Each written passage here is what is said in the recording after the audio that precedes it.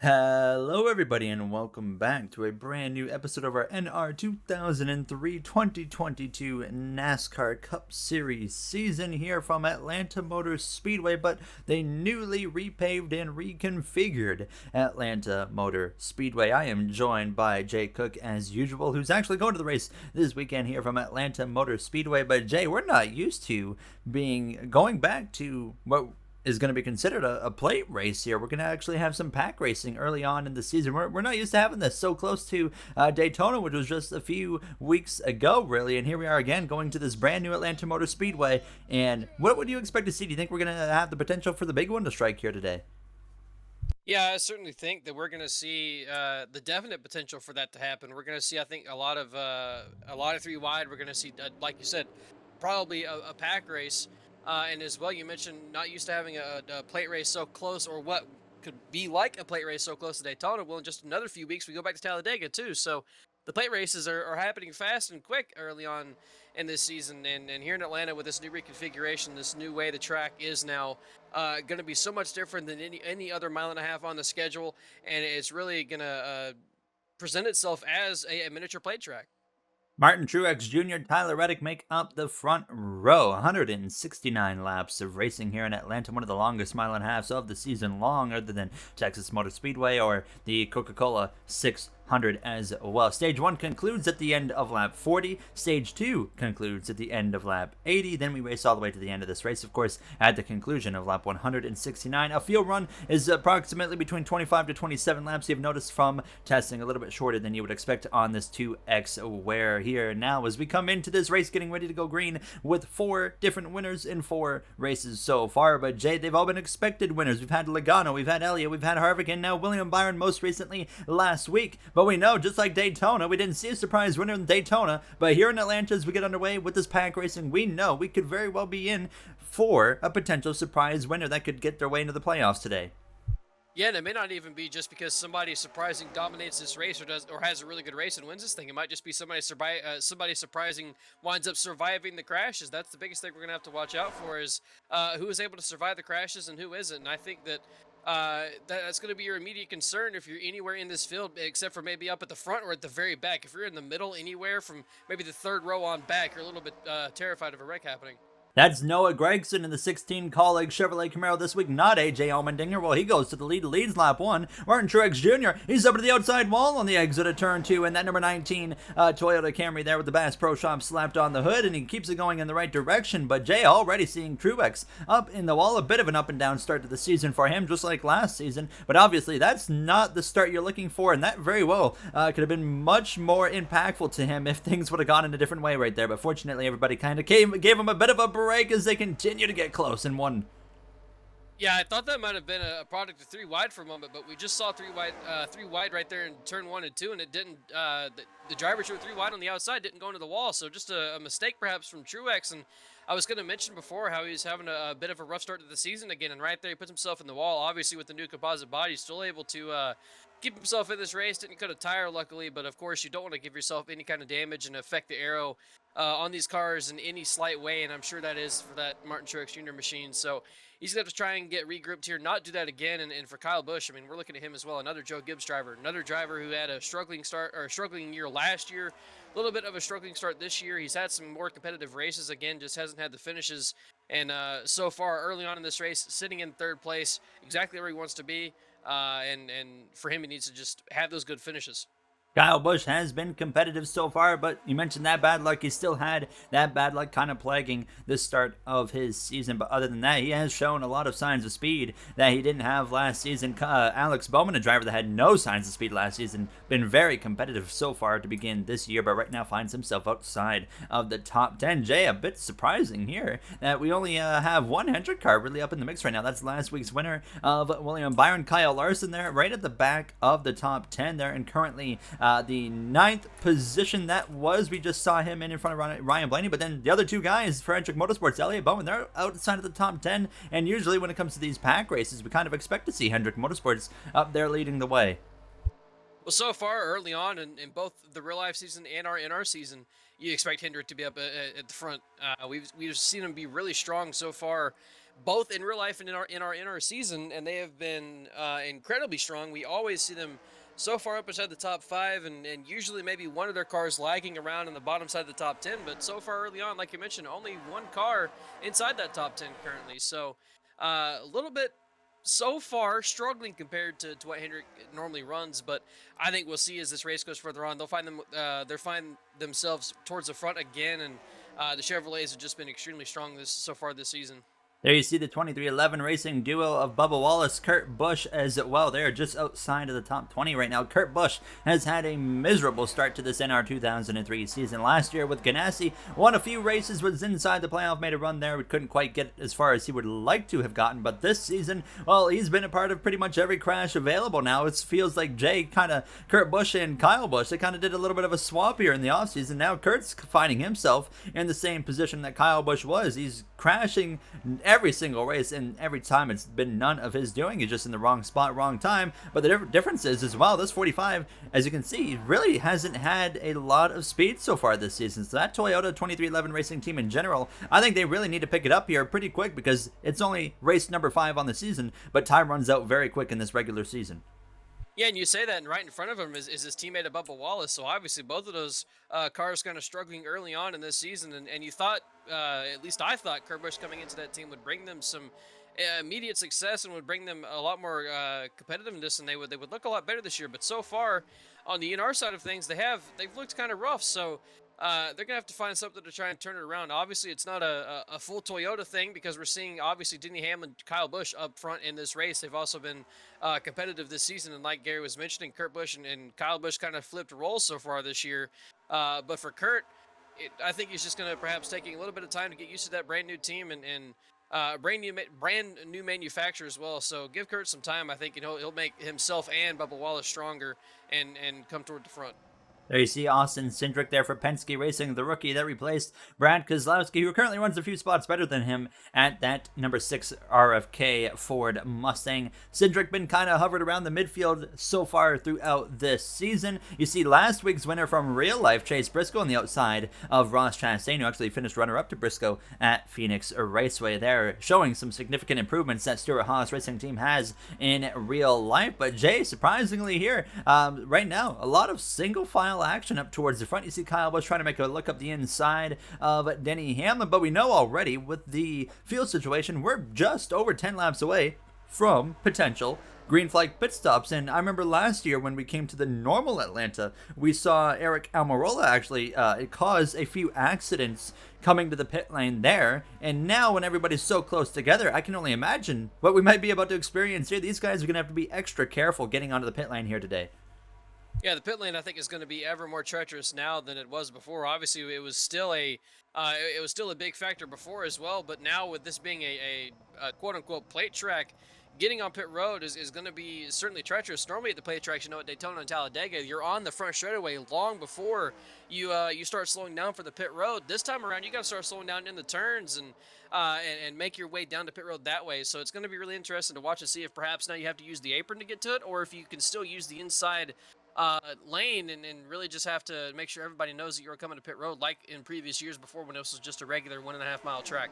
And I think in real life, you're really going to see, I think spotters are really going to have to work together for potential green flag pit stops, because like you mentioned, the pit lane here in a pack race is going to be completely different than Daytona, Talladega, where you got time to get off the corner and of course get down to the apron and slow up. But here, as soon as you exit the corner, you are hitting the pit lane. So it's going to be interesting to see how these spotters are able to work together with each other to make sure everybody on the track knows when someone is pitting or not here. Now, as we continue to see Noah Gragson, Jay's been running the 62 car in our 2003 series so far this year, has of course run towards the back as expected, but here he is in the Kaulig car right now. He took the lead at the end of lap 1 and hasn't looked back since so far. I mean, Gragson right now making a good name for himself in that number 16. Yeah, but here comes Denny Hamlin and Kyle Busch. Both of them have been sitting behind Tyler Reddick trying to make the moves happen. They finally got it done. I haven't been able to see a whole lot of passing get done so far, but they finally got it done. They're now around Tyler Reddick in second and third place. Those Toyotas have been strong so far, and instantly they're starting to gain some ground on Noah Gragson. So those two are really starting to catch Noah Gragson for this lead, and I don't think they're going to let him lead too much longer. They're going to want to try and grab it perhaps before pit stops.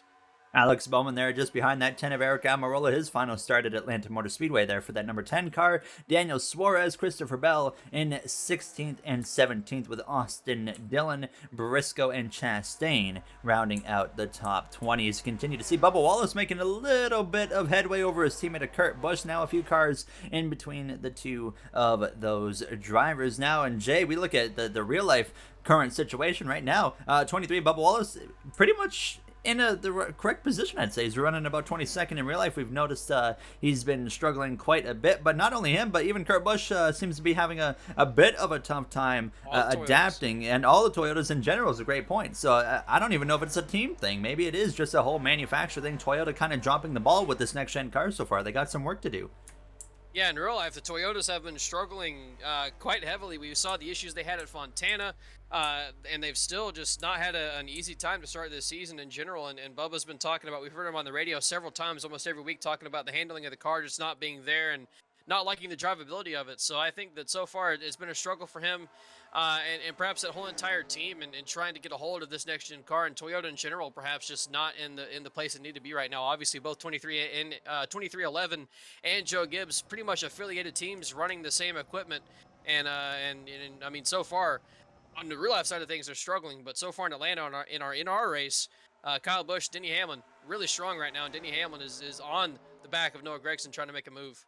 4 races in real life complete, and Denny Hamlin has failed to finish inside the top 10 this season. Didn't think we'd be saying that, especially after how last season went for that number 11 of Denny Hamlin. Now, as you can see, Reddick tried to make a move up the inside of Kyle Busch. William Byron goes up the track a little bit, nearly got into the outside wall. Just behind him, you have our 2022 and our 2003 Daytona 500 winner of Joey Logano there, looking up the inside of him, but clearly can't make it work. It almost looks like, Jay, there could be a little bit of momentum there the higher up the track you go, and that maybe could be a bit of a resource these guys are learning right now for later in this race.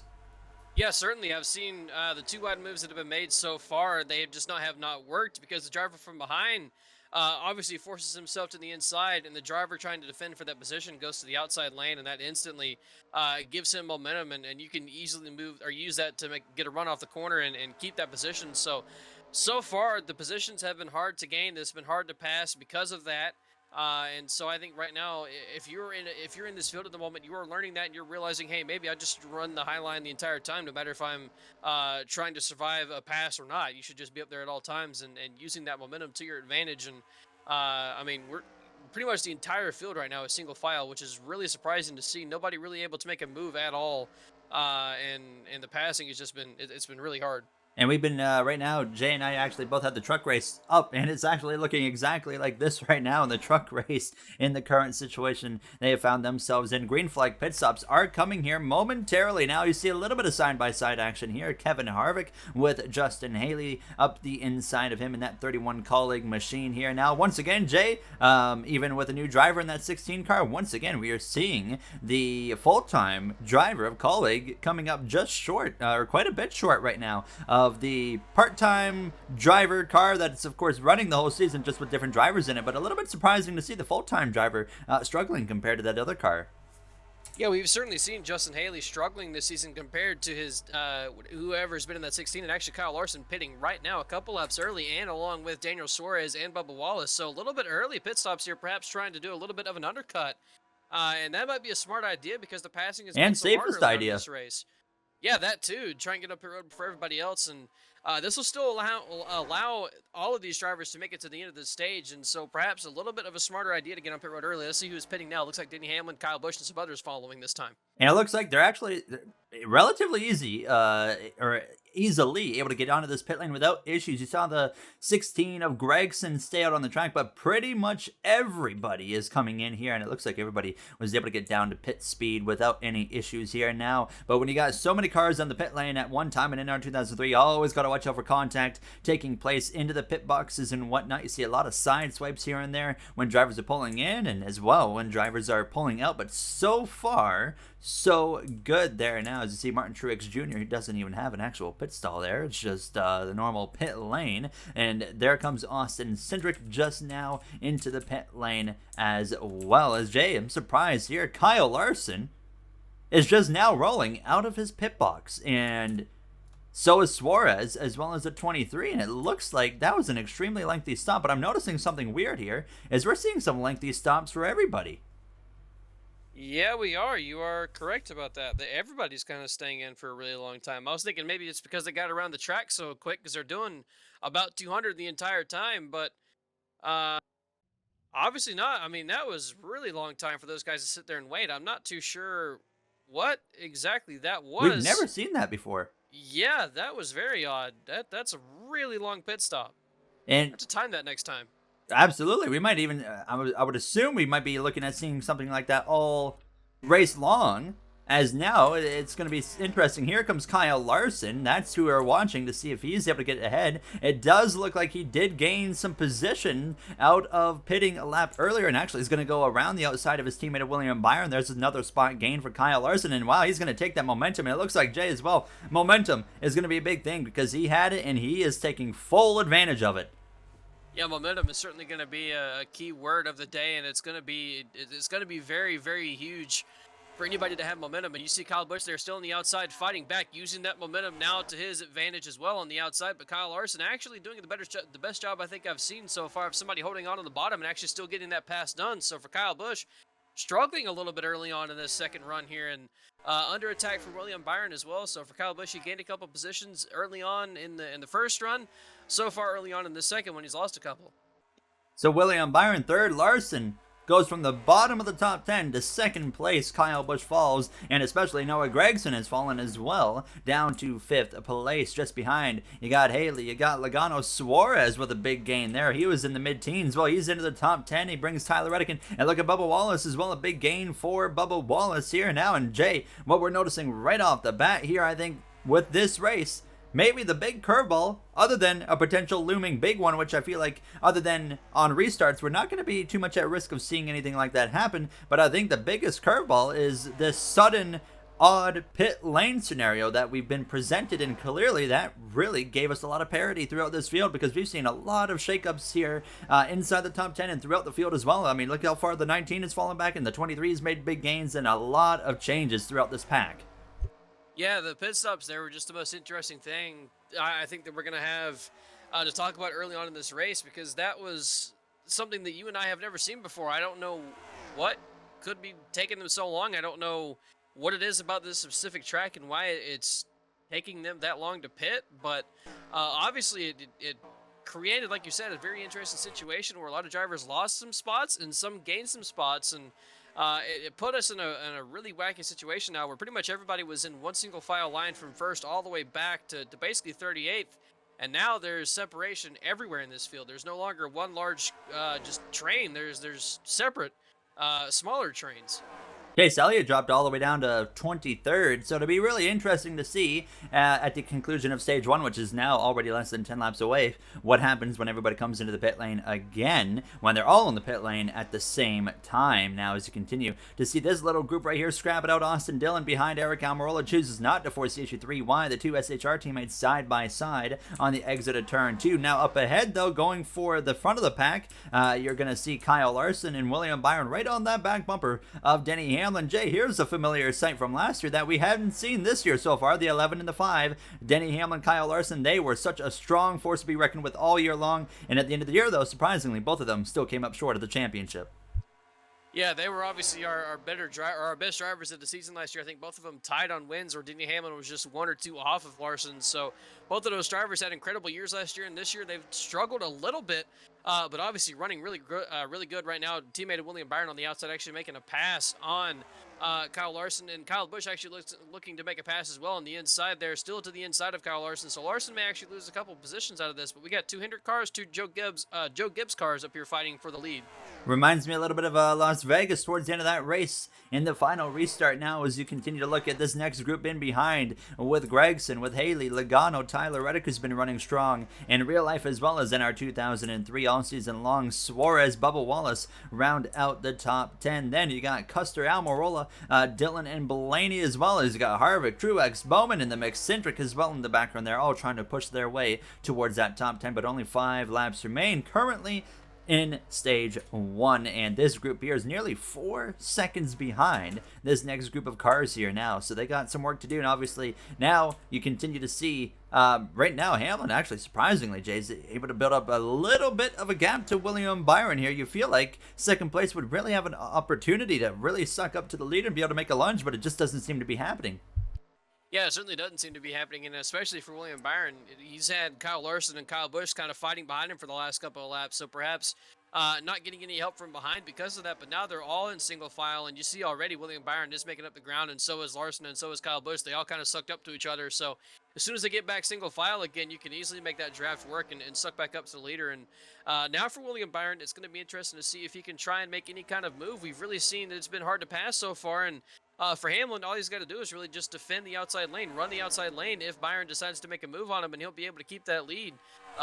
So maybe for Byron, use the advantage of you got a teammate right behind you, and maybe those two try and work together and push themselves to the lead, which it almost looked like it was going to happen right there. Larson kind of went to the high side for a moment. Now he looks back to the bottom to try and push Byron. Byron making a move for it, led that lap, I think, and Larson actually tries to follow him through as well. So Byron clear for the lead.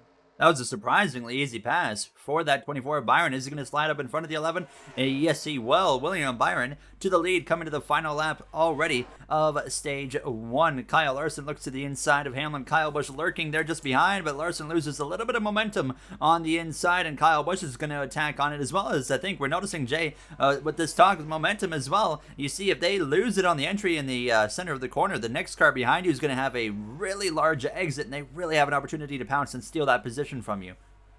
And that helped William Byron, obviously, also as well, with the teammate of Kyle Larson behind him, pushing him. And now Denny Hamlin slips back into second place. Larson wasn't able to get the pass done. So Byron steals the lead with 1.5 laps to go in this stage, comes off turn 4, and he's going to grab the first stage win at this newly repaved Atlanta Motor Speedway. Byron wins it. Hamlin holds on just barely over Kyle Larson by about half a car length, and William Byron picks up right where he left off last week in Phoenix Raceway with the Stage 1 victory. So that's 6 playoff points now to William Byron's name since the end of Phoenix. As everybody's going to slow up here, you see that second pack in the distance. Rounding out the top 10 is behind Larson from 4th on back, Kyle Busch, and as well as Noah Gragson, which will be no points scored towards him, of course. Then you got Justin Haley, Joey Logano, Tyler Reddick, Daniel Suarez, as well as Bubba Wallace. So some crucial points to Suarez and Bubba Wallace, who's struggled a little bit to start this season here at NR2003. But Jay, now we get the moment of truth. Everybody's going to come into the pit lane here, and now I think we're going to see if this is something we're going to be dealing with all day long with this weird pit cycle, and as well what curveballs this could throw at. If you're William Byron, you might be a little bit concerned right now, because clearly we have learned very quick who knows what to expect on the pit lane. Yeah, and leave it on Byron here, because I'm going to time it when he stops and see how long this pit stop takes. And we'll just go ahead and start the timer, see how long they're supposed to sit there. Obviously, not supposed to take more than, 12 or 13 seconds. And so far, I mean, this looks like a pretty normal stop, but then they sit there for a while. Actually, Haley that time, he got going pretty quick. I think he did too. Only take 2 tires. So now Byron sits there, and he's just staying. Oh, no, a couple more seconds. Okay, so the pit stops actually this time around, they looked more realistic. I don't know exactly. Now there's a guy standing at the end of the pit lane there with a sign. And it says go. Is there any potential that could have been playing a role, I wonder? Usually when I've seen that sign previously in NR, it's usually for the race. It usually doesn't, the guy usually isn't there, but it usually just makes you stop at the end of pit lane. It doesn't hold you in your pit box. So honestly, I have no idea. We have a crash. Yes, we do. I think, there's no way it's the 24 of William Byron, is it? William Byron off the pace. I don't see any damage on that number 24 car, but it looks like these guys are just scrapping it out, elbows out under caution conditions. Last week we saw the pace car crash head on into the pit wall. Now we're seeing weird pit stops. Now we're just seeing, oh my goodness, Michael McDowell, he wants to go. He's not waiting around, and I don't know what has happened, but William Byron is now returning to position. So I believe he had a bit of a moment. We're going to go and take a break, and we'll be back, and we'll have an update on what has happened there. But after all of that, Jay, actually, what we're going to do on that note is head to break, and we'll be right back from Atlanta Motor Speedway, and we'll have a look at what just happened there. As you can see, some apparent skid marks right there on the exit of turn 2. Back from Atlanta, here's a look at what happened on the exit of the pit lane. William Byron goes to turn under Kevin Harvick, and Jay, just washes directly up into the side of the four and simply just wrecked himself. Yeah, they're going extremely fast off a pit lane here, especially for under caution.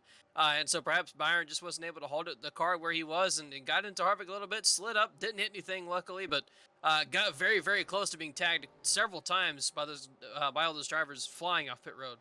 So now getting ready to go back green with Denny Hamlin out front, your stage one winner of William Byron down in 8th place. He did maintain position that he had out of the pit lane, but still in front of him, he didn't win the race out of the pit lane because Jay, for the first time, we've seen some pit strategy differences. A bunch of drivers have elected to take 2 tires, which could play an interesting role here. Now with these fresh tires, they've proven that they can once again pack race when they're on fresh tires. So with these drivers up here in front with the 2 tires, this could really present a challenge, and maybe a bit of a scary challenge for a lot of these guys here on this restart. Yeah, this does put us in an interesting situation with all these drivers now with 2 tires, and I think the first one on 4 tires is either Byron or Kevin Harvick. So it's going to be interesting to watch and see how they do over the course of this entire run, and also as well with them taking 2 tires. It's interesting. It'll be interesting to see if they got the car full of fuel because the tires can be changed so quickly now, and you go pretty much when the jack drops. It's interesting to see how long or how much fuel they got in there because I don't think it's going to be worth an entire run.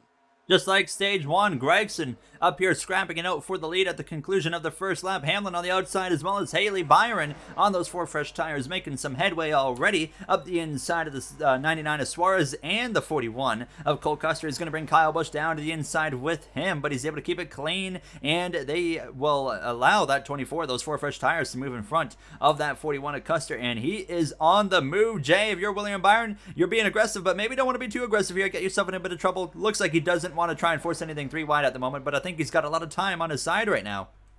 Yeah, he was so much quicker that time, 3 and 4, and on the exit down the front straightaway and gained the positions easily on Cole Custer, Daniel Suarez. Now he's got the teammates in front of him, though, the colleague teammates side by side. He doesn't really want to make it 3 wide like you mentioned, so he's got to kind of just ride here and wait for his opportunity. Now they're single file. Now he can find his opportunity to go to the inside of that 16 to Noah Gragson and try and make those positions up. And Kyle Busch, he's on 4 fresh tires, I believe. No, he's on 2. He's on 2. That's why he's not getting up those positions so fast. I was about to say he wasn't gaining him as quick as Byron. Almost in the wall there for Daniel Suarez. He's been struggling on this restart, obviously on those 2 tires. Now top of 3 wide momentarily, now back to 2 wide. He is starting to lose positions a little bit here. And I think if you took those 2 tires, you're perhaps going to be in a precarious situation towards the end of this run because it does not look like it's already not working well. Kyle Larson's now in the back part of the top 10 once again, like he was early in stage 1. In the background, 3 wide here, you got Bubba Wallace, you got Eric Jones, Alex Bowman all up in the mix as they exit turn 4. They give each other room. Here is 3 wide, very sketchy racing here in Atlanta Motor Speedway. Cody Ware up here in the mix as well after the whole pit cycle and strategy differences and whatnot, but you're seeing right there that 9 car of Elliott almost up in the outside wall. And Jay, it looks like turn 4, they're able to manage 3 wide pretty well, but off of turn 2, there's always that little bit of contact that seems to be nearly made, and especially down into turn 1 when everyone's trying to merge back in to settle into the corners. We see the 9 car on the wall. Yeah, the 12 and the, I think it was the 43, made a little bit of contact in 1 and 2, and then Chase Elliott made contact with the wall on the exit of turn 2. That's the second car we've seen be in the wall today, and he was almost in the wall in 3 and 4 as well, so for him, he was running that high line and in a precarious position. Luckily, didn't do too much damage, I think, with hitting that wall right there, but still obviously something you don't want to do, and for him, he's going to have to worry about if he hurt the aerodynamics of that car. But looking back up at the lead, William Byron is already flying through everybody, trying to now make the move on Denny Hamlin for second place, and then eventually the move on Justin Haley for the lead of this race. And everybody right now around William Byron has taken only 2 tires. He has 4, so obviously looking like he's much faster than everybody around him right now. And we saw a lot of chaos in Phoenix, Jay, of course, with the pace car crashing into the wall. Chase Elliott was, it's kind of reminding me of last week, actually, there, as we see 3 wide in the background, Kyle Busch, Custer, Larson on the inside. But this is reminding me of last week because Chase Elliott, he went and took over in stage 3 in Las Vegas, won that race, went into Phoenix, dominated the early stages, and of course we had the chaos at the end of stage 2 that led for a red flag, and then that actually presented Byron the lead in stage 3, and he was able to hang on to the win. Well, now, Jay, we're seeing Byron take over in stage 3 in Phoenix, dominating the first part of this race, winning stage 1, and already looking well in command in stage 2. Maybe a bit of a bad omen for William Byron to maybe give him an idea of what's coming in stage 3.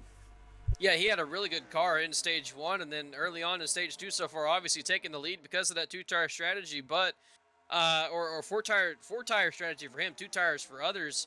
and right now just starting to run away from the field. But like you mentioned, there was some shenanigans and some chaos that went on that wound up losing or giving him the lead last week and losing his teammate the lead last week. So perhaps, like you said, maybe a little bit of a bad omen. But I think for Byron, he's got such a good-looking car right now that I think he's going to be in an okay position without.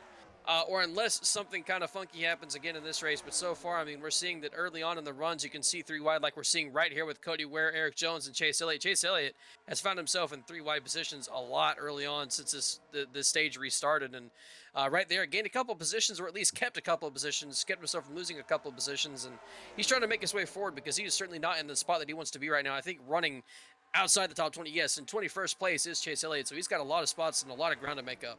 Yeah, a lot of work to do for the Hendrick Motorsports driver. Currently the worst Hendrick driver on track. And, I mean, you look down the order, Kurt Busch really struggling as well in 26th place. Not the race Kurt is looking for at this moment now, as he's actually in behind that 66 of Timmy Hill and that Bumper.com Ford Mustang. Now, Elliott right there trying to make a pass to move himself into the top 20. Now, just ahead, you see the 23 and the 2 nearly come together right there on the exit of turn 2 as they head down, though, into 3. Cindric to the top, Wallace to the inside, but it's surprising Jay as well. They're able to get the elbows up, they're able to scrap it out, but it also seems like this is the hardest track to pass that all season long so far. I mean, obviously we had the struggles in Phoenix where you basically could not pass the leader to save your life in Phoenix, and right here it just seems to be tough to pass everywhere, not just for the lead.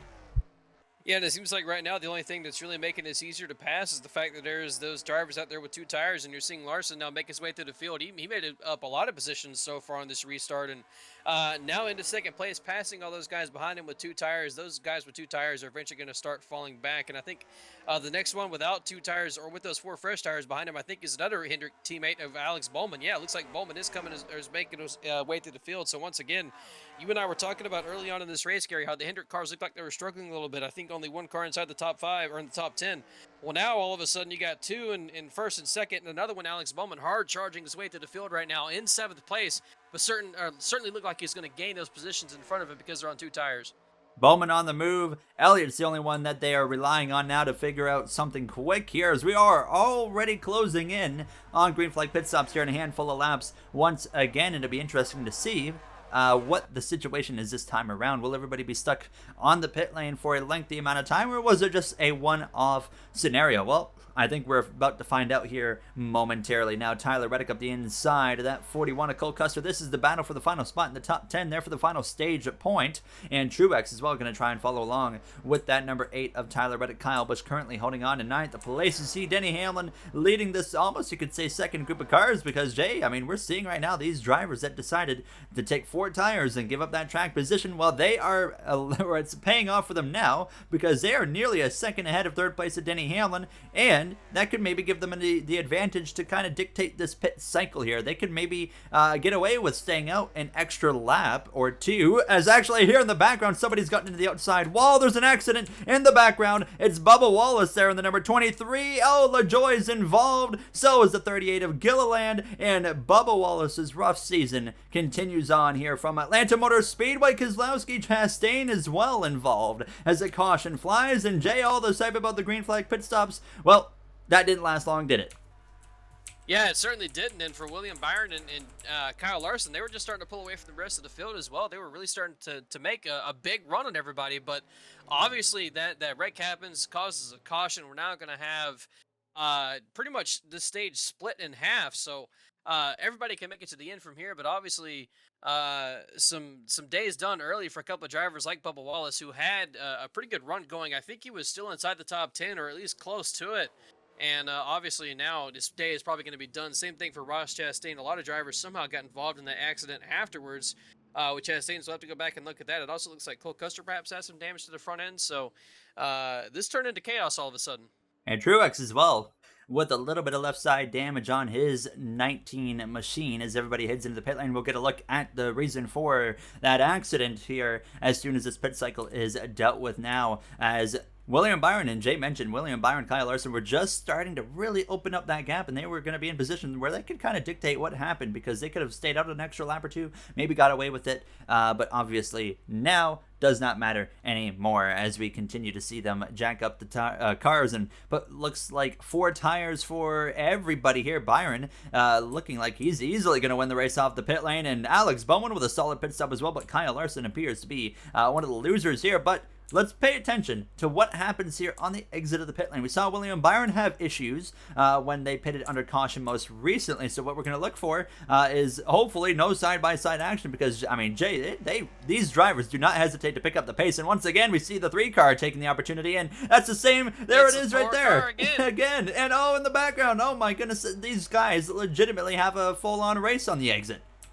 Yeah, I thought for a moment they weren't going to get as quick. It looked like they were kind of keeping it clean and keeping it slower, and definitely not this time around. And yeah, definitely some damage to the side of the 19 and the 41 as well, with some damage. Oh, the 18 to Kyle Busch. He's on pit road. I don't know if he was involved in that crash. I'm pretty sure he was up towards the front still. So something going on with that 18, and he's about to go a lap down. We were just talking early on in this race how he had incredible speed, was looking really good to try and continue to make this season better than last year. Well, all of a sudden now something bad has happened to him. He's gotten terrible luck, and now he's on pit road going a lap down. Obviously something mechanical wrong with that car, and for Kyle Busch, I don't know if this is going to end his day, but it's certainly going to put him in a position where he's now going to struggle and not be able to gain a lot of spots. The rough luck continues for Kyle Busch. Let's get a look at the reason for the caution. Can confirm everybody that was majorly involved in that accident is now as well out of this race. So fortunately, we will not have some significantly slow cars on the track. But let's get a look at the reason for that accident here, starting what appears to be with that 23 of Bubba Wallace. Here's the look at what happened between Bubba Wallace, Martin Truex Jr., and Cole Custer, who all come together right here. And Jay, it looks like Bubba just kind of squeezes up into the 19, maybe not knowing the 3 wide, and obviously nothing the 2 on the outside could have done at that point.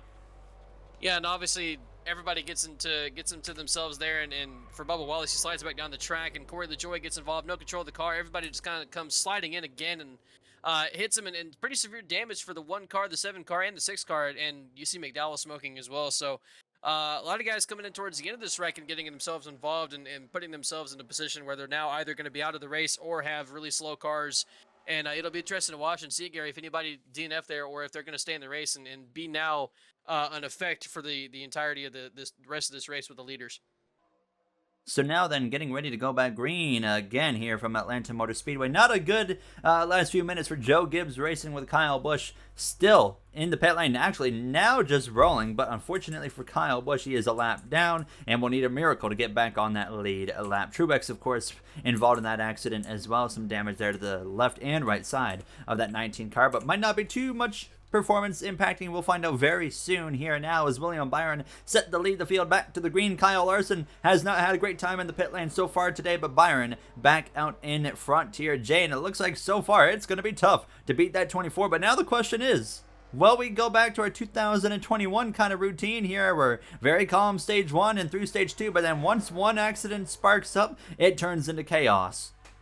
And I thought for a moment that Denny Hamlin actually got the jump on William Byron on that restart. It looked like he was going to make the move to the outside, but then they go down into turn 1, and actually Justin Haley makes the move on Denny Hamlin. So now Denny Hamlin's forced to be on the outside lane. Alex Bowman coming along in that other Hendrick car, along with Kyle Larson as well. So early on, I mean, you're seeing these restarts are the best position to gain, or the best time to gain positions, and you're seeing that all these drivers realize that right now. And Denny Hamlin is pretty much the sole survivor trying to survive on that outside lane. And now Alex Bowman moves down to the inside. Actually looks like he's going to make it 3 wide for second place, and that's a little bit sketch. Now they're back to 2. I saw some movement going around either with the 48 or the 5. I don't know what was happening, but luckily they were able to save it if it was happening. And actually, I just noticed the 12 car. The 12 car, Ryan Blaney, is suddenly up here as well. We haven't seen him be a factor all day long. He's here now in this race. Obviously had some success in Atlanta before.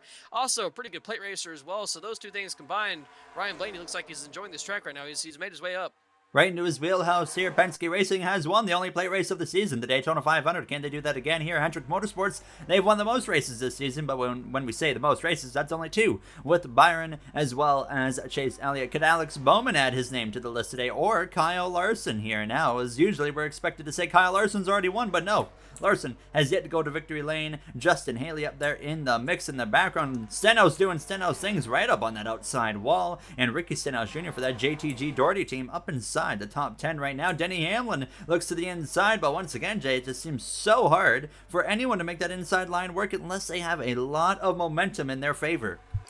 And it looked like he had a bit of a moment there in turn 3 as well and lost a little bit of momentum. And you can see Haley and Bowman behind. It perhaps caused Justin Haley to kind of stack up a little bit as well and gave Alex Bowman the chance to go to the inside. Kyle Larson actually going with Justin Haley, though, going to not go with his teammate of Alex Bowman. They're going to force around on the outside. And for Bowman, he's going to have to try and find his way around Justin Haley because it looks like he has a little bit of a stronger car at the moment. Perhaps Kyle Larson does as well, but he just hasn't found himself in the situation to try and make the pass. Noah Gragson, who led a lot of laps in stage 1 up the inside of Ryan Blaney down into turn 1, but will he have the momentum through the corner? Does not look like he will. Blaney will get that run off, as well as you see Austin Dillon now inside the top 10. We're seeing a lot of position shakeups throughout this race, which is surprising, Jay, with how hard it is to pass, but I think, honestly, the pit lane is where most of it is happening, which is a nice little add-on to this race, because I don't know, if it might be pretty hard to predict who's going to have a chance to win this race, because these pit stops have been throwing curveballs left and right so far. Yeah, we've certainly had a lot of factors as to why the positions are being shaked up that not necessarily mean green flag passing on the racetrack. It's just a lot of stuff, like you said, happening on pit road. Some strategies early on in this race as well that caused some drivers to either lose a lot of spots or gain a lot of spots. And right now, I mean, we're seeing, everybody kind of struggle to get up towards the front of this race if they're back in the pack, like you're looking at right here. Chase Elliott, he's been mired back around 20th place for the last several laps and not able to really gain anything. That's a driver you would expect to easily be able to make his way up from being in the 20s, and he just hasn't been able to do it. And that really shows me how hard it is to pass here. He's not been really, he hasn't really been able to make up anything at all while his teammates are up front trying to battle for the lead. Look at Christopher Bell and Martin Truex Jr. right now. Joe Gibbs Racing not having an enjoyable time all of a sudden here in Atlanta. Christopher Bell 29th, Martin Truex Jr. 30th, and then of course Denny Hamlin up there in 2nd place. But that's all they got going for them. Kyle Busch currently running on track all by himself. You can see that there's no speed lack, or no lack of speed for that 18 car. Still got some good speed in that number 18. So Kyle Busch, though, will need a miracle if he wants to get himself back in the mix. Kyle Larson now trying to make a move up the inside of that 31 of Justin Haley. Can he make it work on the exit of turn 4? And surprisingly, Jay, for one of the rare occasions, Larson's able to stay and maintain side by side and might have a chance to get clear into turn 1. Yeah, I think that Justin Haley, that 31 car, is just not as strong right now as perhaps the 5 and the 48. They just haven't been able to find the right time to get around him. But I thought there Bowman was going to stick with his teammate, and actually looks like he is. No, never mind. Now Blaney's going to go to the inside of Bowman, force Bowman to go to the high side. So now we got 2 Chevys up top, a Chevy and a Ford on the bottom. Never mind. Blaney loses all momentum right there in the middle of 3 and 4. Now Bowman gets to go to the inside. Larson is clear of Haley. Bowman is going to try and follow him through, and now Harvick is going to try and make a move on Noah Gragson. And Bowman is going to get the position from the looks of it, but here comes Haley again, back on the top. Keep in mind, only 5 laps to go in stage 2. Running out of time quick, these drivers are inside the top 10. Daniel Suarez holds on to the last stage point at this point in time. The only Trackhouse driver remaining in this race, Ross Chastain, out in that accident alongside Bubba Wallace, as well as Brad Keselowski, Corey LaJoie, just to name a few of the victims in that accident earlier. Now in stage 2, Bowman still can't quite get clear, but will he get it through 1 and 2 this time? No, but you can see, Jay, that 31 clearly an indicator that that car maybe just doesn't have the speed that they need, because usually a car that we've seen has just not been able to pass on the inside, but right now when people are attacking Haley to the inside, they're able to pull it off usually. Yeah, and even when they're using their better car to the advantage right now, I mean, Justin Haley is still able to keep fighting strong on the outside, loses the position obviously to Bowman and perhaps Blaney as well this time, but still putting up a pretty good fight up there, even though his car perhaps is not as strong right now. In the 48 of Bowman, I expect him to be able to run away now and go and run down his teammates and try and surround Denny Hamlin a little bit here and make him uncomfortable with all these hinder cars around him. And even after all the changes and curveballs we've been thrown out in stage 2, we still have the same 3 drivers up here going for the stage victory. William Byron won stage 1, Kyle Larson with 2 laps to go in stage 2 to the inside of that 11 of Denny Hamlin, and they are bringing Bowman and Blaney into the mix, but is there enough time for them to really make a difference here? That's the big question now, as you see Larson try to attack to the inside, but right there, Jay, that's an indicator of the 11 being strong. Larson, unlike what he was able to blow by that 31, he cannot get the job done on the inside this time. Yeah, if you got a strong car, it's going to be really hard for anybody to pass you without some kind of help. And we saw it happen early on in the race where Denny Hamlin did get jumped by a couple cars helping each other on the bottom. But this time around, that's not going to happen at all. And William Byron actually doing a pretty decent job this time in 1 and 2, covering the top a little bit, not allowing anybody to get up to the high side of him. And he's done a really nice job since he grabbed the lead of this race, going down the back straightaway. Denny Hamlin in second place, Kyle Larson in third, now Alex Bowman in fourth, and Blaney in fifth. Pretty strong top five that we got here in stage 3. I think all 5 of these drivers are going to look to try and make a move to perhaps get around William Byron, but he wins stage 2, wins both stages today. Ever since the end of Phoenix, he's done a fantastic job. He's had the lead pretty much since the start of stage 3 in Phoenix, and William Byron all of a sudden on a real hot streak right now.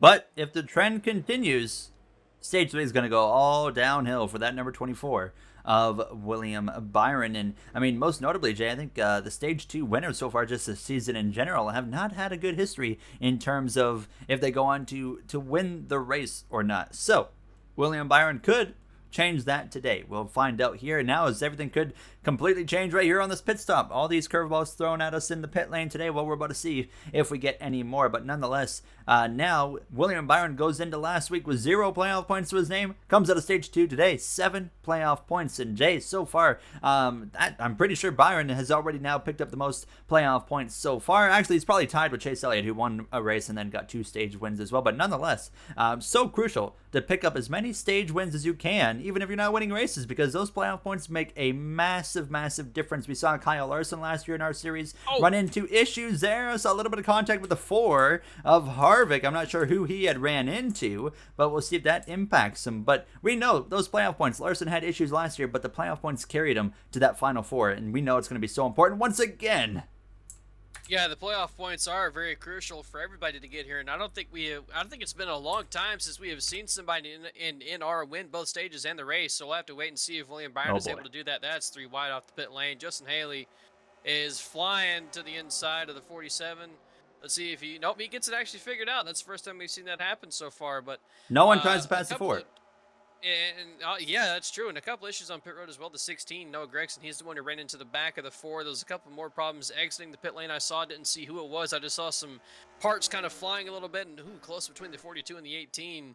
But yeah, it's going to be interesting to watch and see if we're able to see William Byron pull off both stage wins and the win of the race. But don't look now, the 11 of Denny Hamlin. Perhaps 2-tire strategy there. I don't know if he gained the lead off 2 tires or if he got it off at just a better 4-tire stop. But Denny Hamlin, pretty good car, suddenly in the lead. Ryan Blaney, the 3rd. Kyle Larson again loses some ground on the pit lane. He has not been going forward on the pit stops today. He's been going backwards every time and does it one more time. Austin Dillon, a big winner there as well. We're going to go for break here from the conclusion of stage 2. We'll be back in stage 3 to bring it to the end of this race, in which has been an interesting, mildly chaotic event so far from Atlanta Motor Speedway. Back from Atlanta Motor Speedway on this newly repaved and reconfigured 1.5-mile circuit here, and it has put on a show so far. Denny Hamlin wins the race out of the pit lane at the end of stage 2. He is now in front of the stage 1 and 2 and last week winner from Phoenix Raceway of William Byron. Ryan Blaney has been creeping his way into the mix and now finds himself up in 3rd place here. Now as we get back underway, and wow, what a jump right there immediately from the 24 of William Byron, but obviously Jay looked like he had to kind of back out of it a little bit there. He almost got too much of a good run there going to the line. Yeah, and like last time when Denny Hamlin got a pretty good jump, he had to back off of it going into turn 1, and that allowed, I think it was Haley to get to the inside of him. Well, this time Blaney gets to the inside of Byron, actually gets to the inside of Hamlin as well, so Blaney got a fantastic restart. Alex Bowman trying to follow him through, and Kyle Larson as well. Austin Dillon up here in the mix as well, so we got some pretty strong Chevrolets up here, but it's the Ford of Ryan Blaney taking the lead.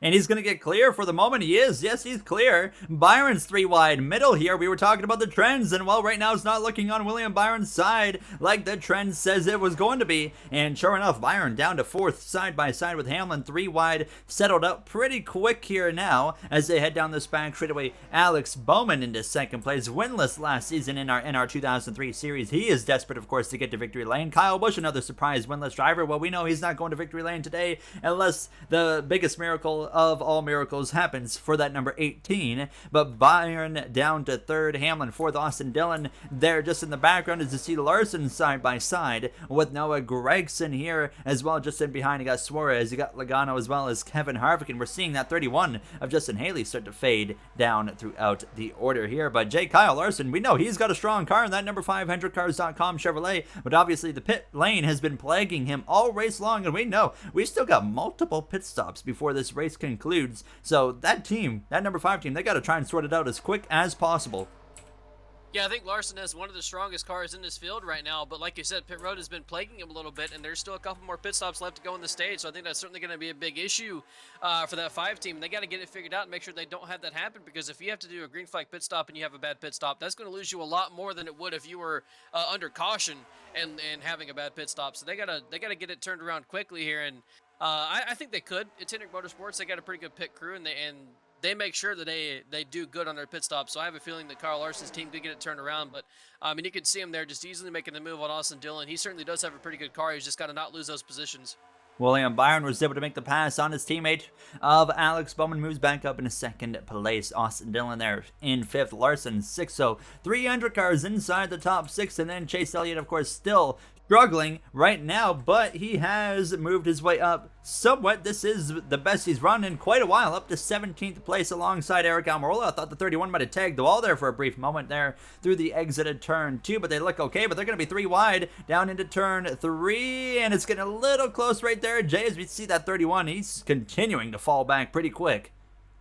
Oh, I just saw the 21 on pit road with some kind of smoke happening. I don't know if he blew up or perhaps got some kind of damage, but Harrison Burton on the pit lane with something going on with that 21 machine.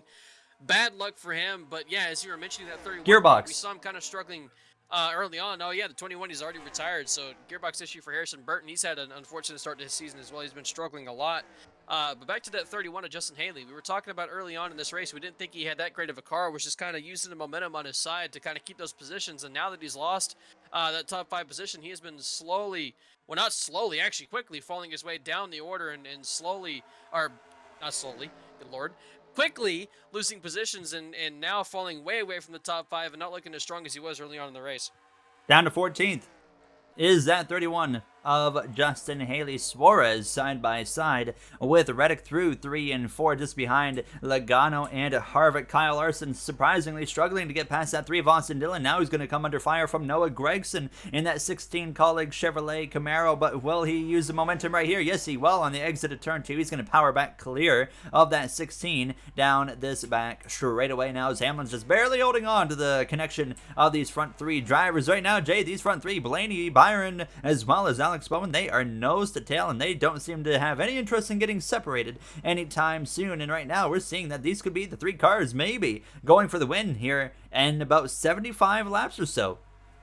Yeah, I thought that Denny Hamlin had one of the better cars in the field, and he still might, but I think on this last pit stop, they perhaps just missed the adjustments a little bit, and I mean, still sitting in 4th place, not too far from the leaders, but he is starting to lose touch with them a little bit, and doesn't look like he's able to kind of make the run up to them as we saw him do early on in this race. So I think for Hamlin, you perhaps need to maybe go back on those adjustments whenever they pit again, and trying to continue to gain those positions back and get himself in the lead, because he restarted this race, or he restarted this stage in the lead and in his last couple positions down to 4th place and starting to lose a little bit of time as well to those 3 in front of him. There's the driver we're actually seeing making passes, Kyle Busch. Not a lot of them, but he is moving his way through the grid, but it doesn't matter. He is still trapped 1 lap down here from Atlanta. Now you see Suarez side by side now with the 17 of Buescher. He was battling Tyler Reddick, faded into behind him, and now the 17 of Buescher as well is going to try and make that pass happen. As you can see, though, a battle for the lead. William Byron to the inside, the 12 on the outside. Jay, we might have the 2 strongest cars going at it right here. This right here could be one heck of a battle, because I think William Byron, although he's strong, you can see still, even with his car, that inside might just not work, and you could see immediately as soon as that 48 had to back out of it for that 24, Hamlin pounces on the opportunity. Yeah, you got to really keep that momentum up, and if you lose it, you're going to be in a bad position, especially when you have other really strong cars around you. Alex Bowman, we've seen him come to the field a couple of times. He's looked really strong. Denny Hamlin still, even though he might have missed the adjustment, still got a really strong car. And that also, them fighting, those two fighting side by side, now that brings Austin Dillon and Kyle Larson back into this mix, and even Noah Gragson as well brings them back into the mix. So we went from having 3 or 4 cars battling for the lead all of a sudden to now I think 7 battling for the lead, and really under a blanket for the lead right now in the 12 of Ryan Blaney. He's looking to get a little separation from these guys here. He doesn't want to have them fighting behind him and trying to always fight him for position. He wants to be out in the lead and able to save his tires and not have to worry about running too wide and eat up his stuff. And just when we finally start to get settled down, you got to think about the green flag pit stop. So we're not going to go for break just yet because we know we're about 5, 6, 7 laps away from some potential green flag pit stops in that window here now. As you see, Austin Dillon to the inside of Bowman is starting to fade just a little bit after getting passed by that 11 FedEx Toyota Camry of Denny Hamlin. And Jay, I mean, a really nice effort right now for this Richard Childress Racing team. Austin Dillon here inside of the top 5, and then of course you got Tyler Reddick currently down in P11, but usually it's just been kind of Tyler Reddick this season, but Austin Dillon doing an exceptional job in this 3 car today. Yeah, kind of the opposite of what it's been early on in the season. We've seen Tyler Reddick be very competitive, leading a lot of laps so far this season, not able to get perhaps the results that he wants, but still been really strong. And now today it's kind of flipped around. Austin Dillon all of a sudden running really strong in this race. Reddick not necessarily struggling, but certainly not running what we've seen him run so far early on in the season. So RCR, they definitely got it turned up. They're definitely going to be competitive. And I mean, we've seen all the Chevys this season. We've seen all the Hendrick cars. Colleagues several times have been up front leading laps. You've seen Allmendinger lead a lot of laps. Noah Gragson led early on today. Justin Haley's been competitive. So it's just Chevys in general seem to have it figured out. The 47 and Ricky Stenhouse up here as well.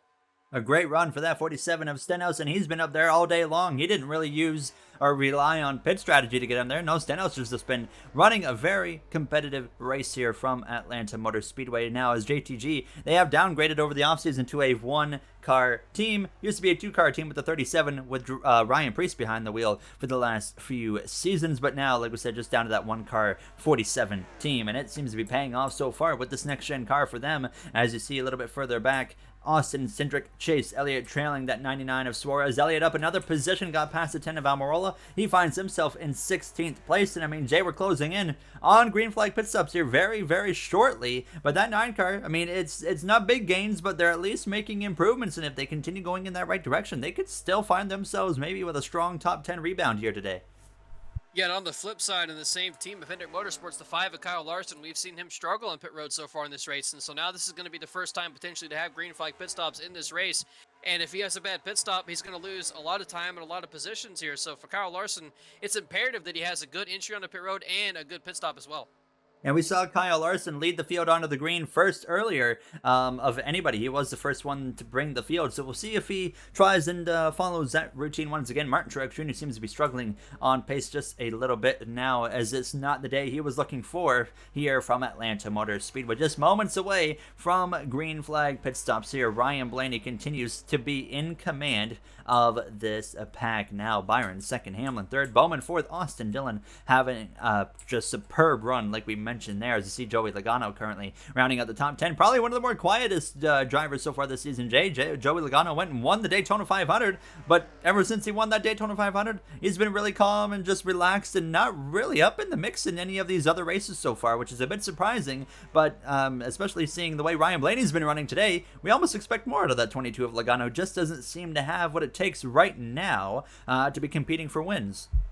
I think he's been running in the top 10 pretty much every race so far. He just hasn't been competing competing for stages and leading laps and running inside the top 5. Like you said, he's just been kind of quiet ever since he got that win at Daytona.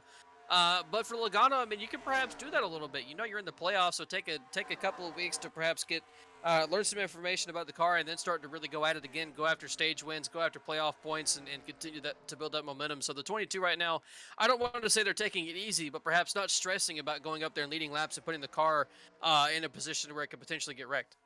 Tyler Reddick to move up the inside of Kevin Harvick. This is going to be for the 9th position. not quite enough in it for that number 8 car as we continue to prepare to get ready for these green flag pit stops, which could be coming any moment now as they head down through 3 and 4. I wouldn't be surprised if we see it within the next 2 to 3 laps start to kick off as you see Larson trying to continue to put pressure on that 3 of Austin Dillon, but just not enough in it for that number 5 of Kyle Larson. He's been struggling to complete this pass as he's side by side down into turn 1, but once again, you're going to see the momentum favor that 3 car here now, as it feels like, Jay, as well, the longer in the run you go, the less chance you have of passing on that inside.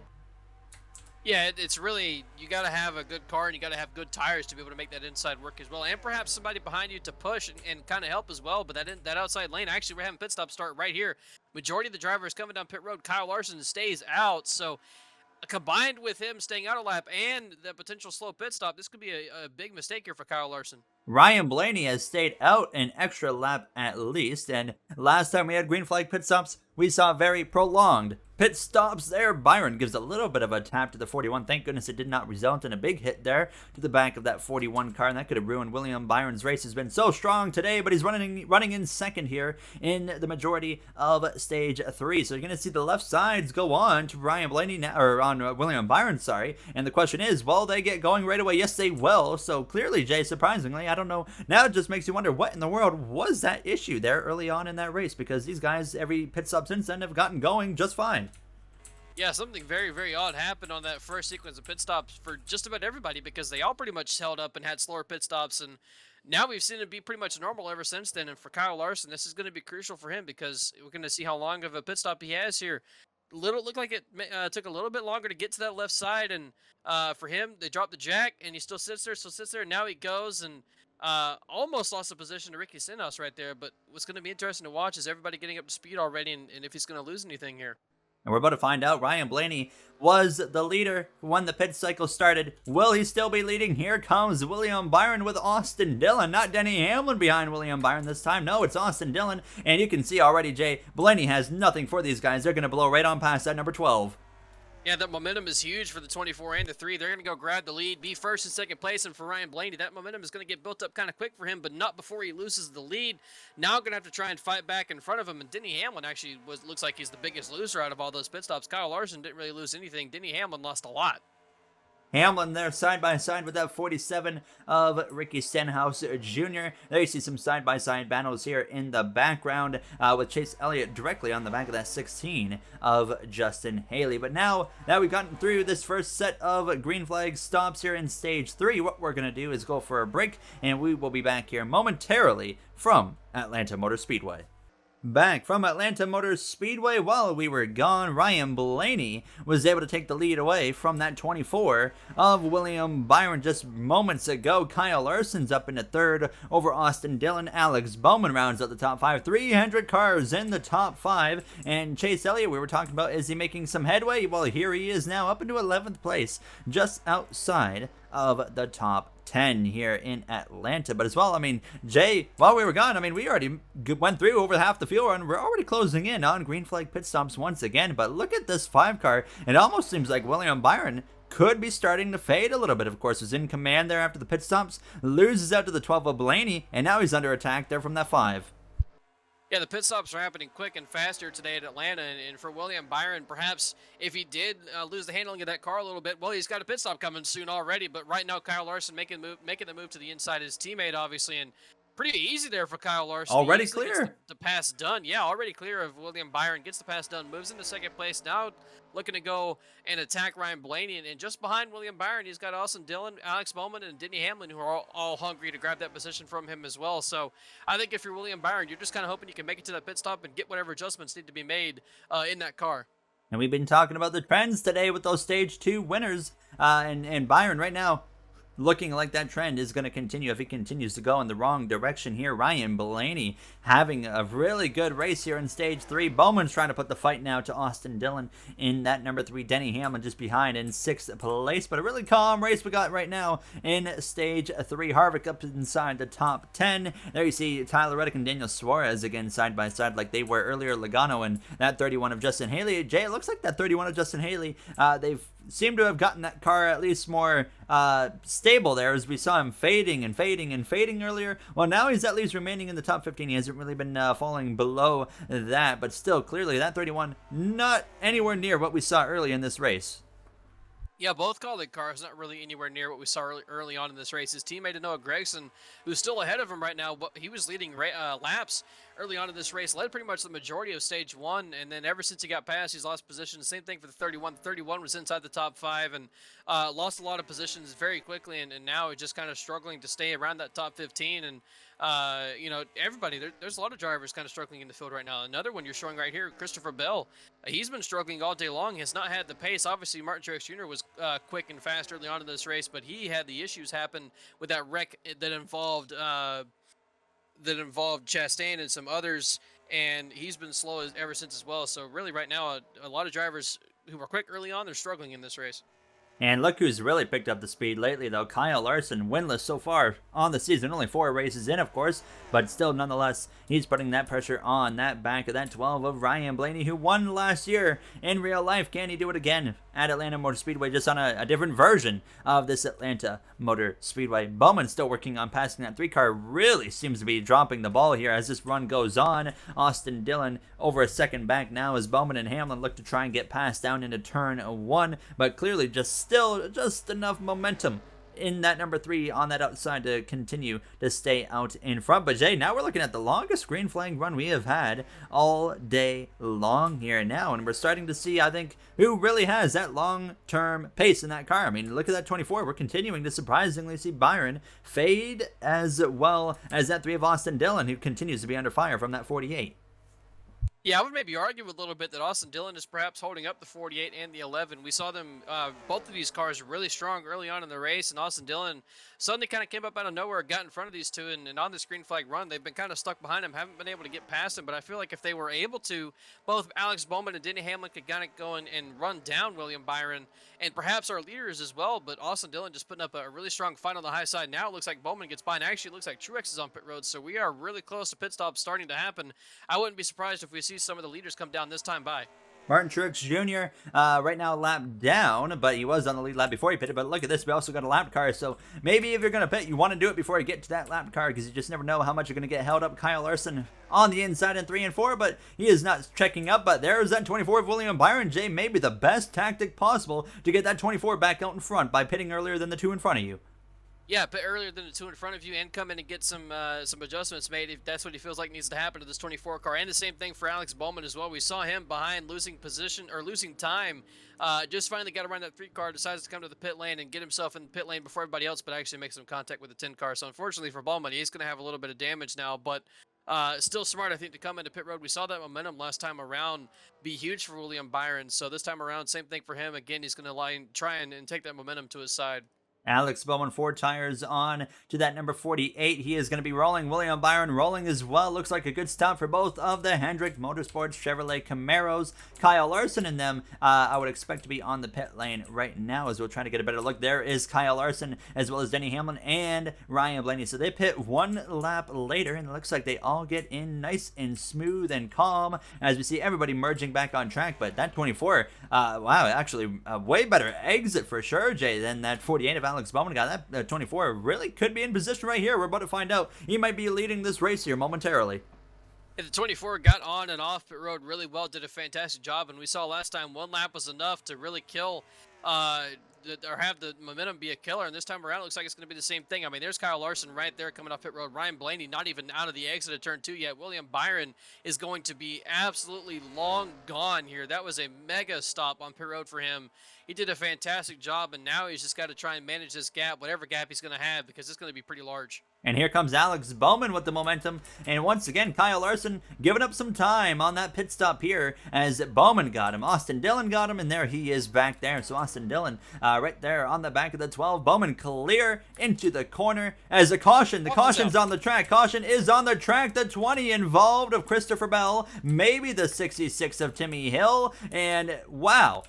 Surprisingly, Joey Logano right now scored as the leader of this race. And oh, it looks like Kyle Busch, as well as the 2 quali cars, Chase Elliott, Eric Almirola as well. Looks like it's gone a little bit further than we originally anticipated, as all of a sudden, Chase Elliott's bad day goes worse. Kyle Busch as well, as right now, I don't even see. Where is Logano? There is Logano right there, who crosses the Take some line. damage. I don't know. There's It some damage looks to that car maybe on the right side, front I end. believe. Yes, on the front end too, just a little bit. But he has scored as the leader right now of this race. So he, I believe, it stayed out longer than everybody else. Who's right now? There's the pace car, and Joey Logano is going down into turn 3 right now. I'm a bit confused here on the current situation as Logano is running down the pack, and maybe, I don't know. We're going to find out, of course, here what is going on with that situation. But, I mean, of course, Jay, we expect to see everybody right here come down the pit lane. But, wow, this is going to throw a curveball at us because we look at how many laps of racing we have left. And these guys are going to pit. They're going to have about 29, 28 laps to go. Jay, we know they cannot make it. They might be in position where there's going to be a pit stop right towards the end of this race, and it really could come down to fuel mileage.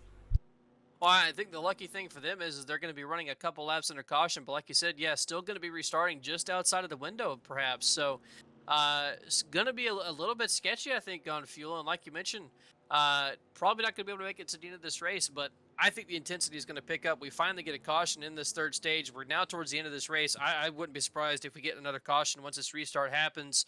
And as we were going there through turn 2, I saw a lot of skid marks all over the track. So obviously that was a pretty big crash, and we saw a whole lot of cars involved.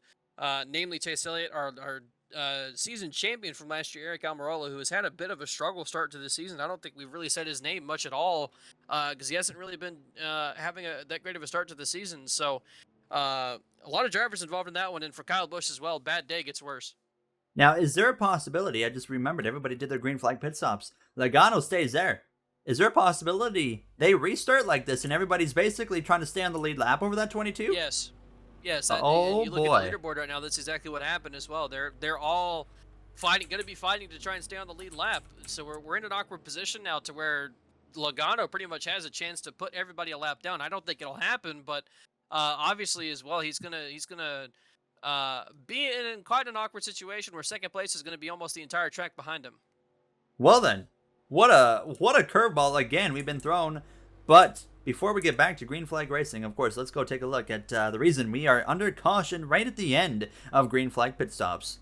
Here's the reason for the caution. Justin Haley tries to pass Daniel Suarez on the apron while exiting the pit lane. And Jay, once again, we see it all goes wrong from there as that passing on the inside hasn't worked, but this time it goes extremely wrong. Yeah, we've seen it happen under caution. This time it's under green flag conditions, and I mean, a whole lot of people pile in. His teammate, Noah Gregson, the 9, the 18, a huge crash for the 31. The 10 comes barreling in there, and the 20 as well. A lot of cars involved in this, and I mean, that's a massive crash for a whole lot of drivers, and that's going to put a lot of people DNF'd. So then, getting ready to go back green, and we have found ourselves in a unique scenario to say the least here with about 28, 29 laps to go. They cannot make it to the end of this race, but most importantly, this is not the race for the lead right here. This is William Byron leading the field back to the green in second place. The leader right here is Joey Logano, so everybody in front of that 22 is basically trying to stay on the lead lap here now, Jay, as we haven't really seen the best speed out of Joey Logano, but now everybody in front of him is basically fighting for their race to remain, to give them a chance to be on the lead lap and maybe fight for a win if another caution happens here. So right now, this is not the battle for the lead, but obviously it's still a crucial battle nonetheless. Yeah, this is really the battle to try and run down Joey Logano, which isn't going to happen. You're not going to have enough time to run him down, and really enough speed either. Joey Logano is going to be in this pack and still fast enough himself to where you're not going to be able to run him down from pretty much almost a lap down. You're going to have to hope for another caution, and then they'll get lined back up behind Joey Logano and get a chance. But you ultimately also want to be the first one leading this group because that'll put you in second place. So for William Byron, already lost a couple spots on the restart, and there is some 3 wide action going on back here in the pack a little bit that could cause a caution quickly. But for Logano, I mean, you can see obviously not incredibly quick, but he's still quick enough to stay with this group and not going to wind up losing the draft and falling off the pace. So they're going to have to hope that another caution comes out here pretty soon. So this right here is a race for second place. Alex Bowman right now, if this is how it ends, it's got to be heartbreaking for him. Finally in position to go for a win. Well, now this is actually just a race for second place. This is William Byron just behind him. Denny Hamlin in the background there. Like you said, Logano's got speed, but maybe not enough right now. You did see a little bit of front end damage on that 22. That could actually keep him maybe just slow enough to really where he's not able to get up here and scrap it out. So now, of course, Jay, the only way these drivers get back into it here in front of Logano, the only thing that can bring it back into it is a caution. They, of course, have to hope that caution comes here any moment. Of course, the earlier, the better for those drivers.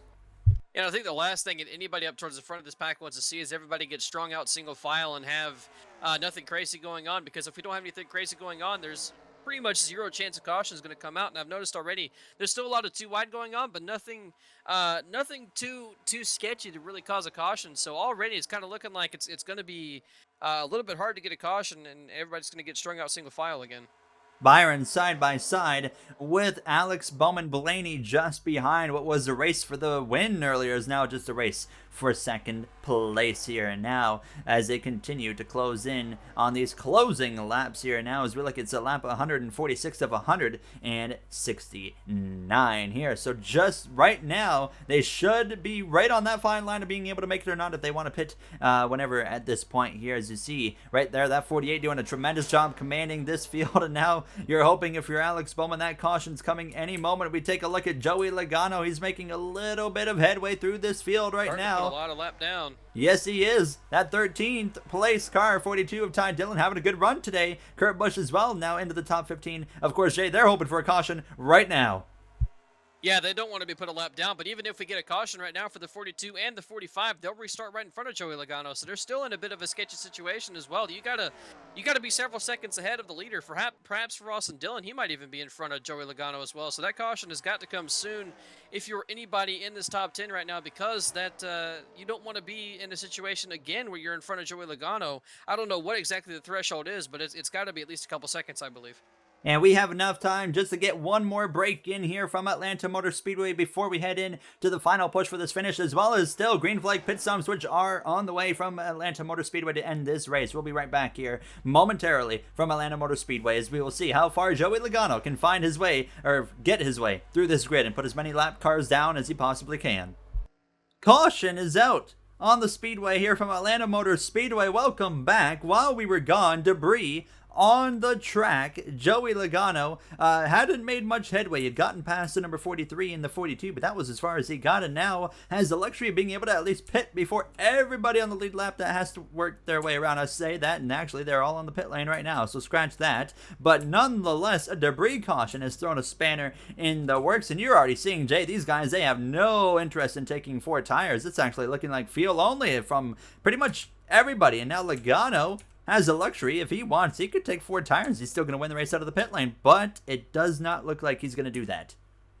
Yeah, he easily could have taken four tires there and still been in the lead, and I think that would have been a big advantage for him, but he didn't do it, like you mentioned, so he's still going to wind up retaining this lead. I mean, obviously, easily retaining this lead, and for everybody else on the lead lap, I believe they get to come around and get behind him, so now we should have a legitimate battle to the end of this race, and they are waiting on the pace car though, so actually maybe not, question mark. We'll have to wait and see. We will have to wait and see, because here comes the 22 right now down the back straightaway. This is surely gonna lead to some awkward moments here, as we will wait and see what is the deal here. Logano's just gonna take a Sunday cruise right up into the back bumper of that number 5 of Kyle Larson. Says, I want to be in the party now. I don't know what is going to what is going to happen right here. There you see Brian Blaney, Alex Bowman. It appears they've lost lots and lots of ground. William Byron there as well. A whole bunch of just, oh my goodness, what is going on? We got Greg Biffle making passes here under caution as well. And are the lights going to go out on the pace car this time? We're about to find out. No, they are not. But, Jay, all of a sudden, I don't know what has happened. We only have 4 cars on the lead lap. Yeah, we do suddenly only have 4 cars on the lead lap. And for Bowman and Blaney, that looks like those were the only 2 that were allowed to go and catch back up to the field. Yeah, they were the only ones that were allowed to go and catch up to the field. What just happened? Your guess is as good as mine. I don't know. Usually, we've seen in the past, obviously, when you're in front of the leader, you should be able to go back around. But obviously, we just saw only two cars have suddenly been able to do that, with Kyle Larson being the last car on the lead lap. So it looks like, Jay, we're going to be presented with a massive curveball here as the 43 of Eric Jones, the 42 of Ty Dillon. Sorry, he's going to be scored fifth place, but now it's basically like a manhunt with Logano leading. And we have to go all the way there to Alex Bowman and then Ryan Blaney all the way back here, who's going to be trying to run him down. It just magically put some drivers who were still on the lead lap in front of Joey Logano a lap down as well. So that is a very interesting thing. NR2003 never ceases to fail us. Even after a full year of doing this, we found some other way to make a race extremely wacky. And I don't know how Larson gets to stay on the lead lap, but others don't. And I mean, we've seen some interesting things happen on NR before. This is the first one I've seen happen like this. Well, these last few weeks in general have been fascinating, to say the least. And now there is a lot of potential for some crazy results here. Other than the winner, I mean, we only got three cars on the lead lap. Other than Kyle Larson, who could be, of course, at risk of being off of the lead lap here momentarily in that number 5 car of Kyle Larson in front of that 22 car of Joey Logano that is here now. So, I mean, Jay, what do you think Logano's chances are? Is he going to be able to hold on to the victory here? He's only going to have a little bit over 10 laps that he needs to hang on for. I think he certainly will be able to, because his closest challenger is way far back. He's going to be starting way back there. So for Joey Logano, he's in a pretty good position. But for Bowman and Blaney, they both have pretty good cars, but they got to pass a lot of people to get to Logano.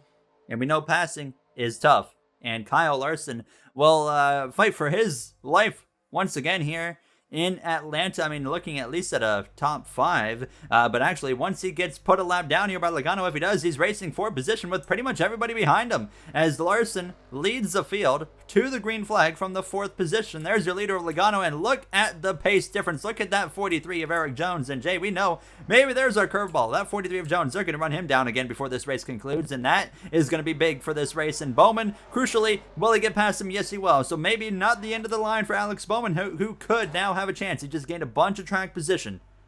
Yeah, and we were under commercial. The leaders caught the 43, and he is way off the pace. It didn't take them long to catch that 43 at all. So I think that they will run into him at least one time before this race ends. And like you mentioned, that might be the one curveball that could throw something at Joey Logano to give Alex Bowman a chance. And Blaney got put even further behind by that 43. So it's really going to be the 43 slowing down the 22 is the only chance Alex Bowman has. Alex Bowman right now 1.4 seconds back on the timing at the last time they crossed the line behind Joey Logano. He's up the inside right now of that 51 of Cody Ware as they exit turn 4. Logano right now just trailing behind Kyle Larson. He probably has really not much interest in making a pass on that 5 of Kyle Larson. Not a pass that he needs to make now, as you see right now, Chase Briscoe, who's currently in position to get a top 5 after all this chaos. And I mean, Jay, look at Kurt Busch. This caution has helped out a lot of these underfunded teams, and as well Kurt Busch, who's just been struggling with Toyota. But a lot of these underdog teams right now have benefited significantly from this late yellow flag. Yeah, suddenly a lot of them catapulted up above other drivers who were on the lead lap, and now all of a sudden they're a lap down. And for the 45 and the 42, they're in pretty good positions. The 14 of Chase Briscoe as well, our winner in real life last week. Kind of struggling so far in NR, but he is in 5th place at the moment, 1 lap down. Greg Biffle as well there in 8th, and Timothy Hale in 9th, and also the 51 of Cody Ware in 10th as well. So yeah, like you said, some some smaller name drivers inside big positions right now. But I mean, you got Denny Hamlin, you got Kevin Harvick trying to make moves on them as well. I believe they're only a lap down, so they should actually find themselves inside the top 10 this time around. But interesting situations, to say the least, towards the end of this race. There you see Cindric right now in front of that 48 of Alex Bowman. The gap between Bowman and Logano, 1.8 seconds. Unfortunately for Bowman, he has to pass the 2. He has to pass the 44, the 42, the 45, and the 14 before he can't even think about running down that guy right there, Joey Logano, who we were talking about, Jay, earlier in this race. He's been quiet all season long, other than his win at Daytona. And when we say quiet, he's been strong. He's been in the top 10, just hasn't been, of course, the face of who's been running up front. But here he is all of a sudden now in position to steal a win in Atlanta, simply because he decided to wait an extra lap to pit and a caution came out at the perfect time. and in position to be our first multi-time winner this season as well. And I didn't think we would see that come from a Penske car. The way Hendrick was running this season, I thought we would see everybody from Hendrick get a win, and then perhaps the first repeat winner would be another Hendrick driver. But looks like right now it's going to be Joey Logano and Denny Hamlin. I mean, look how fast Denny Hamlin is. He's all of a sudden caught Alex Bowman. Unfortunately for him, a lap down, but you can see he's still got a fantastic car and trying to work his way through the field as well. William Byron, who's been so strong, now down in 16th place. Bowman has momentum on his side here down the front straightaway, so he's gotten past the 42. He got past the 44. Still 3 cars in between him, though, and Joey Logano. His chances fading quick. We're coming up on just 5 laps to go, and when you got to pass 3 cars in 5 laps, then make up 2 seconds at this point, Jay, the only thing that could give Alex Bowman a chance is a caution right now, because any few laps longer, of course, it's going to come through to end the race under caution. Yeah, a caution right now is the only thing that will save Alex Bowman's race, and there's really nobody side by side battling that much to put us under caution anyways. So for Bowman, he's just got to keep pushing, keep digging, see if he can try and make something happen here. Try and get around those 3 cars in front of him and then hope for a caution the moment that he does. But time quickly running out here. These laps don't take very long around Atlanta at all with how fast they're going now with this new configuration. So for Bowman, I don't think right now he's got enough time even if a caution were to come out. So for Alex Bowman, really unfortunate for him. Fortunate as heck for Joey Logano that he was in a fantastic position, put himself in this lead, and he's looking like he's going to be our first multi-time winner of this season. And I mean, just unfortunate for Alex Bowman because, like you mentioned earlier on, when this situation first happened, this is really the first time in all of NR we've seen him be strong the entire race, in a position to finally win a race, and something like this happens to where of his own or not of his own doing, he's not able to win a race. Coming to 3 laps to go here in Atlanta Motor Speedway. Bowman now actually under attack from Hamlin. Will they run down this 43 car? There's Eric Jones down the back straightaway. Larson and Logano just now. They're about just over a straightaway back, but they only got 2 laps to go this time by, so they should be okay. But obviously, never say never here now as you continue to see Bowman. Not a lot of sportsman-like driving here, Jay, from Harvick and Hamlin, who just don't care what Bowman's racing for right now. They're trying to attack him and move their way forwards as well, but of course, they are trying to fight their way into the top 5. Yeah, they're trying to get in their positions back that they lost as well, and they see that top 5 right there in front of them with both the 40 or the 45, the 14, and the 2. Not both, all 3 of those cars. So the 11 and the 4 are really going to keep pushing, and so is Alex Bowman. He just gained a position on the 45 there, or at least gained track position on the 45 there, but he's still got the 14 and the 2 in front of him, and they're both Ford guys as well. They're not going to give Alex Bowman any kind of easy time here. They're coming around to grab the white flag as well. White flag in the air. The only thing that can stop Logano now is some form of failure on this last lap. There's Eric Jones, too far out for him to be a factor in Logano's race for the victory as he heads down this back straightaway for the final time. Alex Bowman gave it everything he had, but it's not going to be enough. Joey Logano, who's just in the right place at the right time, is going to lead the way through 3 and 4 and become the first multi-time winner on the season, as he will also continue his streak of winning on newly added and or reconfigured tracks here on the NASCAR Cup Series schedule. In real life, winning at Bristol Dirt, winning the Los Angeles Coliseum Clash, as well. He comes through right here in the new Atlanta to win again. Alex Bowman 2nd place, Ryan Blaney 3rd, Kyle Larson 4th, as well as Briscoe rounding out the top 5 here, as Daniel Suarez as well able to get inside the top 10 as the race had come to a conclusion there. Jay, what a weird race from the beginning. We had the weird scenario in the pit lane. We had crashes scattered in between, and just overall not necessarily a crazy chaotic race, but more of just a weird race. And obviously right to the very end, just a weird race that ultimately saw Logano just in the perfect place at the perfect time with a car that was barely capable of running top 10 today. Of course, everything worked out for him though in the end.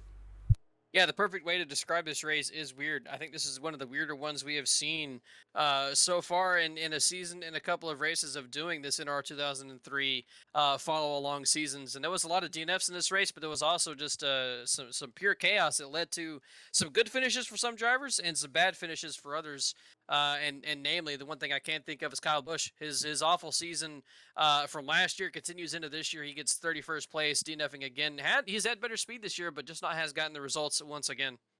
And there you see the rest of the finishing order on your screen. 26 on down from Almirola to Elliott, all the way through to Ross Chastain at the bottom of the grid, retired due to accidents on track here from Atlanta. So Logano, your first multi-time winner this season. Big point stays for some underdog teams, and if there's some very small point differences at the end of this regular season between some teams that get in, some teams that don't get in, this race could be one of those poster races that might have made the difference in how much confusion there was at the end of this thing and the just shuffling of positions. William Byron continued that trend we were talking about. One stage 1, one stage 2, well, didn't even finish inside of the top 10. Next week, I believe we are going road course racing for the first time of the year, if I am not mistaken, as I pull up the schedule. Yes, we are. We're going road course racing at Circuit of the Americas next week. Jay, last time we went there, William Byron picked up the victory after Chase Elliott, Kyle Larson. They all ran strong in that race, but it was Byron ultimately who avoided chaos there and was able to pull off the victory. But overall, I think both of us excited to get to our first road course race of the season next week. Yeah, COTA should be a fun time for us, and road courses on NR2003 can provide to still be a wild time. So I think COTA is going to be a good time to get to that race, and just once again, road courses, they're a whole lot of fun. So I'm looking forward to next week. This race is, again, a little bit weird, but Joey Logano, first time, or our first multi-winner of the season. Building that momentum again, like I was mentioning earlier on in this race, and for Alex Bowman, just I think that's the most unfortunate story of the day. He was finally in position to have a good race. I mean, second place still good for Alex Bowman, but he was in the position to finally compete for a win, and unfortunately for him, some circumstances way outside of his control putting him only able to finish in second place. And that will do it for us here from Atlanta Motor Speedway. If you guys enjoyed, you know what to do. As usual, we want to thank you for taking the time out of your day to watch this episode and others on the channel. Next week, like we said, road course racing for the first time this season at Circuit of the Americas. We are excited, and we hope you are too. We will see you then. I should have the points here at the conclusion of this video, so you'll see that in about 15 seconds. So thank you all for watching. Once again, we will see you guys next week when we head road course racing at Circuit of the Americas. Have yourselves a great day, everybody.